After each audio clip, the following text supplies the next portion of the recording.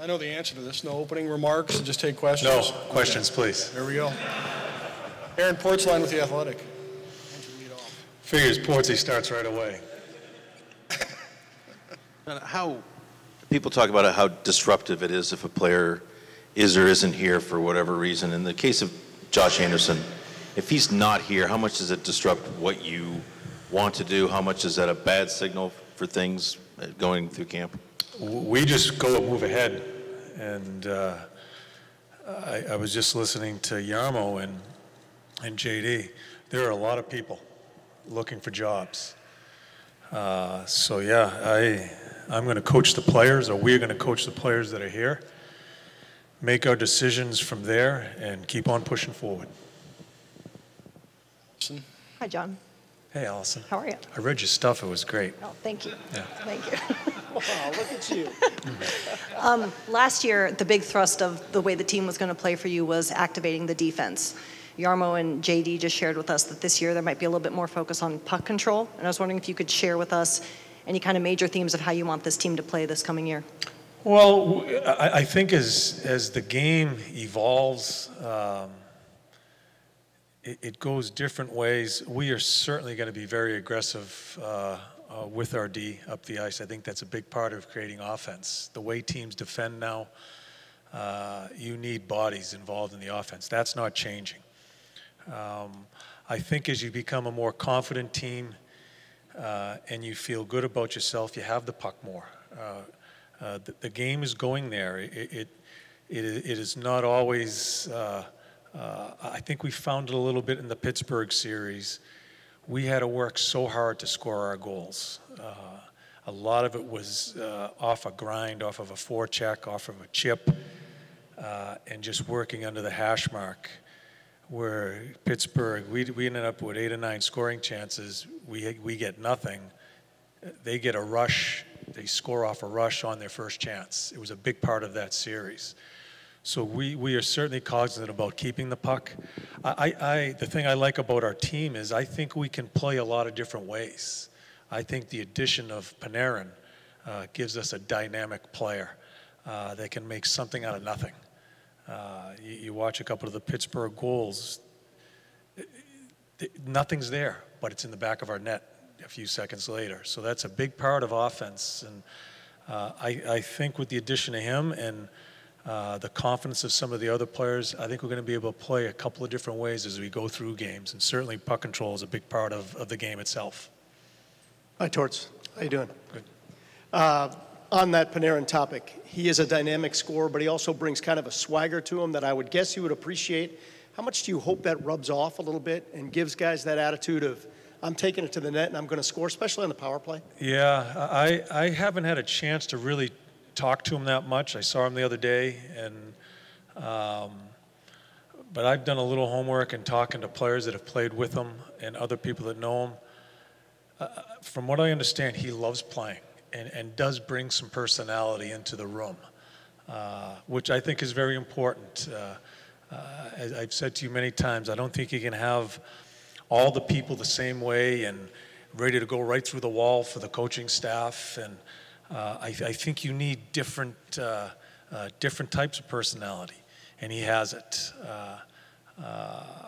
Listening to a coach that has seen him during the summer, the amount of work he's put into some of his skill work just in the short while getting ready for camp is really encouraging, some of the things that go on. The things that I've heard about him, I'm just dying to see him on the ice. And a coach always wants a player to have that swagger. I think sometimes people worry, is he arrogant? Does he have an attitude? I think when a player has the swagger that knows he can play, that's a really good thing for himself, and it rubs off on the other people. We're not looking for anybody to be shy here. We're looking to express yourself, and I'm dying to see him at it when he gets with us. Play back center. Is that maybe the way you feel about integrating this youth? As you look at the landscape, I mean, is there a number in your head of how many, with you every job's up, but how many guys new faces on this roster? I don't know. I don't make the decisions. They do. Listen to Yarmo and JD. That's what's great about camp, and especially where I think we're getting healthier and healthier in that department, that there are other people right on your ass looking for your job.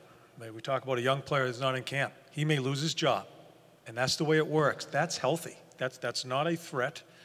That's healthy, and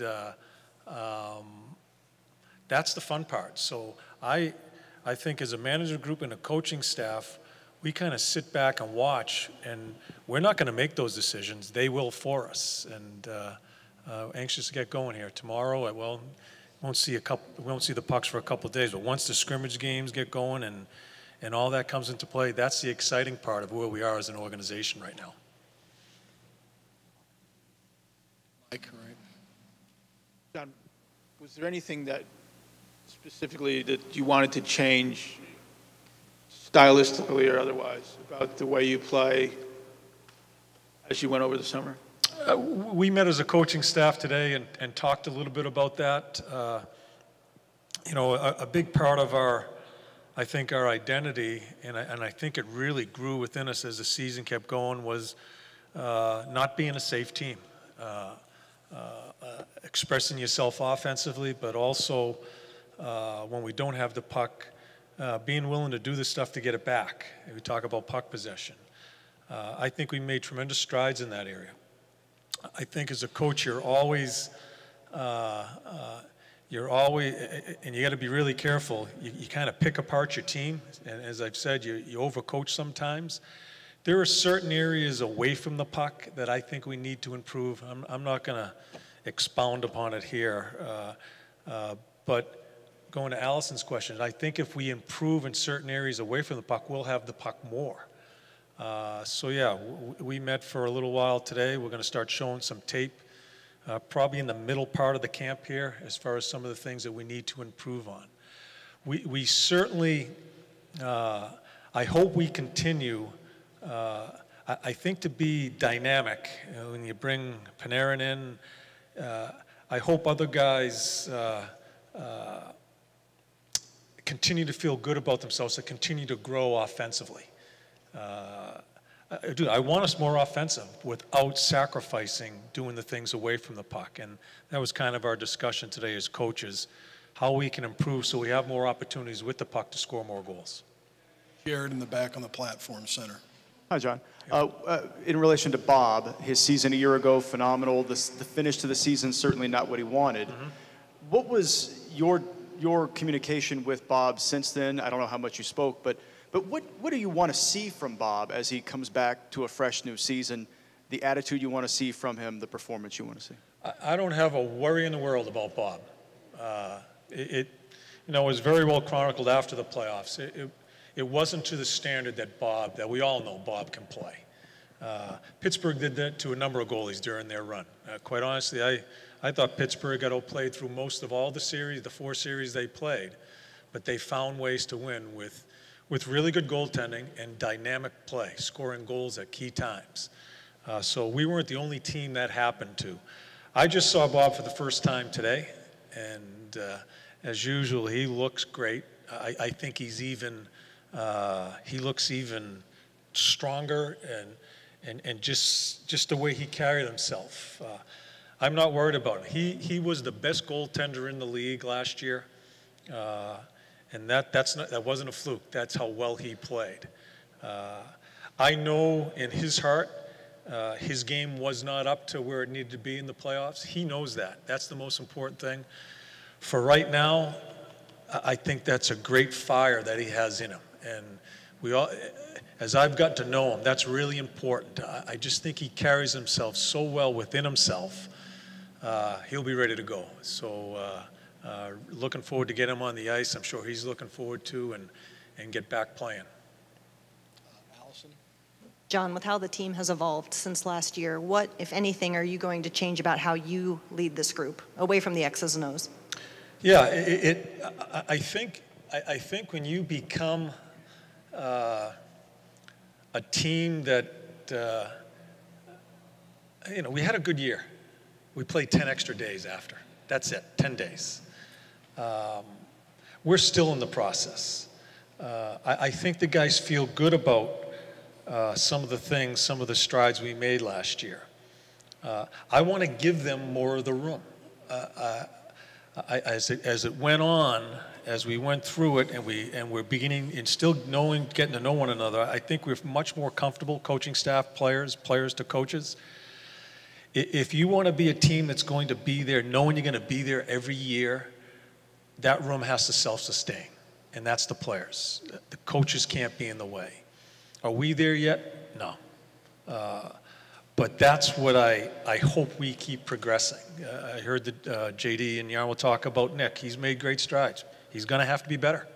He's going. I sat down with Nick just yesterday, and we talked about a couple of things that I think he needs to be better at. So I'm really happy where we are as a team, but I'm very nervous here as we open the camp, because I've seen it happen before in where I thought we had a really good camp last year. They were on their toes, they were ready to go. I thought it brought us into the season. Bob gave us confidence. A lot of things went right. I don't think we're going to win 16 straight this year. I'll make that prediction. I don't think we will. A lot of things have to go right for that to happen again. So I just want us aware, that's 1 year, and we only played 10 extra days. So we have a lot more work to do in all areas of our game, especially here. And I'm going to watch that very closely starting tomorrow. And it's a clean slate. Clean slate for players. We talk about who's going to jump in. Clean slate, because I've got some great reports as far as what out in Traverse. We got some work to do. 40. Now there's another team in Ohio right now that's got a 20-game winning streak. I don't know if you're aware of that at all. With the Indians have won 20 in a row. I love their manager. Yeah. I don't know their team that well. I haven't followed that much, but I know the manager with the Red Sox. Right. Yeah. You can relate to what it's like to be in something like that now. How much did that sort of change your season? And how much do you look back upon that and sort of think, did that really happen? Did we really go through that? You know, it was a blast. It was, I think earlier in my career, I probably would have dampened the mood. I would have done something stupid and dampened the mood of the team during that time. I'm glad I didn't, because I thought it really helped our team. I think it helps you with the process, maybe speed it up a little bit along the way, and handling some of the scrutiny that was on the team then. They like the game going into Minnesota, some of the scrutiny that was going on with our team, and we didn't blink. No one was nervous. Everybody just played. It was great for our team, and I said at that point in time, it's a long year, regular season, and to have something to play for and to add a little spice to it, I thought was really important for us. So I'm thrilled they got to enjoy it and be involved in it. I hope it helped them in a lot of different ways as this season comes up. But as a coach, and as a coach usually does, he's looking at the other side of that. What's going to happen this year?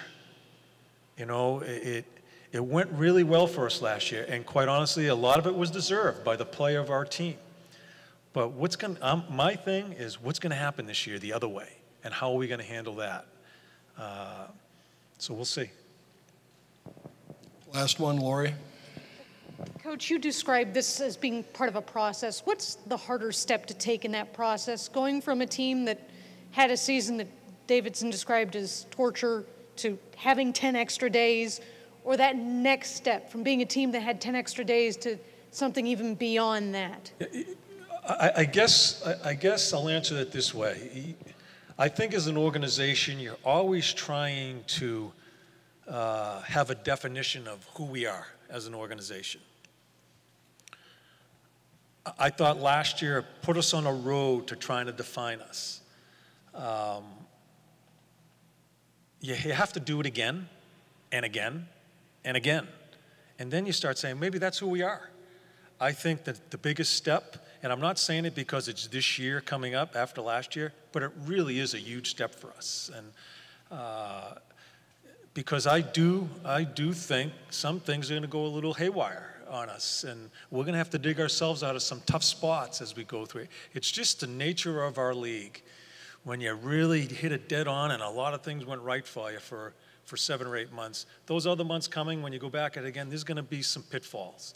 I think it's going to be a huge step for us how we handle those. Do you panic and turn it into a bigger hole, or do we find our way and rely on and some of the confidence you gained from the prior season? So that's my whole goal as part of the coaching staff is we need to define who we are. And we made a step last year, but we still have to put some layers on this to really say, for you to say, or for the public to say, the Columbus Blue Jackets are this. We don't know yet. And that's what this year is very important about. Thanks, Torts. Okay. Thank you.